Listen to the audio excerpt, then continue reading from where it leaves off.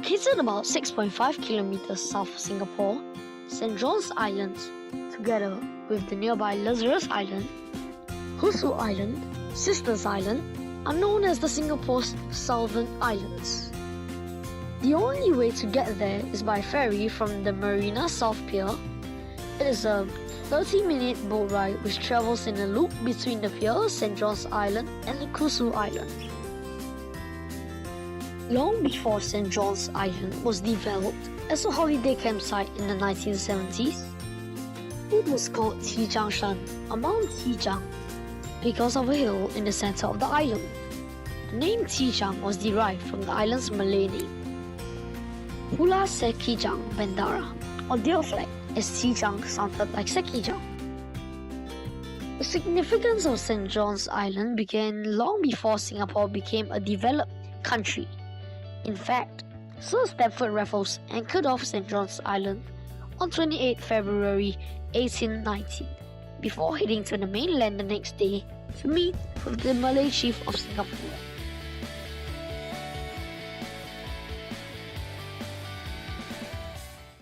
Last time you know that this is for the quarantine, so people from the region Asia will come here first to quarantine. After they're cleared, there they will go to the mainland. So the campsite is a former quarantine center. In 1874, the island was turned into a quarantine area for chlorella-stricken immigrants. In 1901, it also housed victims of beriberi, which can cause heart failure. By 1930, it had been recognized as the world's largest quarantine center, screening Asian immigrants and pilgrims returning from Mecca. When Singapore mass immigration closed in the 1950s, the colonial government converted the island into a penal settlement for political detainees, including former President Devan Nair and secret society leaders awaiting eviction. The island was later transformed into a rehabilitation center for opium and drug addicts in 1955, and then into a holiday camp in 1975. To the left of the designated campsite, there's a human-sized chessboard where rumors are about that during World War II, Japanese guards put the lives of numerous prisoners of war at stake by using them as chess pieces. At any time during the game when any side was being blocked by the other party or losers, the prisoner representing their particular piece will get beheaded on the spot. Yes, we would like to recommend to our younger Singaporean citizens because they need the history. So if they came here, they can have a look at our area.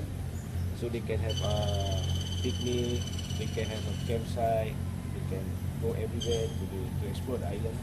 My daughter's friend's birthday party, so there's 12 girls here for the birthday party. And what makes it so interesting, it's beautiful. I cannot believe that you're in Singapore.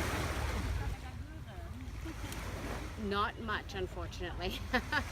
I do know that there's another island, Lazarus. We're going to go to that other island next, but I don't know a lot of history of St. John Island, unfortunately. Linked via walkway, Lazarus is connected to St. John's Island. It was formerly known as Pulau Sekijang Pelepah, which means Island of One Barking Deer and Palms. It is unclear when and why it was renamed Lazarus Island. This is not St. John. It's not St. John. Oh, okay. I thought this is part of the St. John Island. I never heard about this. Lazarus? Yeah, that's I only heard about St. John. So there's a link bridge, so I just follow the trail part, and there's no signage, no signboard. No, this is my first time. Lazarus Island used to have several convict prison confinement sheds in the late 19th century and was left abandoned after a prisoner who was sentenced to life imprisonment on the island successfully escaped in 1902. The island was caught in another major fire in 1914, where almost all of its vegetation was burnt down. In the 1960s, the island was used as a radar base for civil aviation. the Sentosa Development Corporation took over the management of the Southern Islands in the 1970s, Lazarus Island was earmarked for recreational development.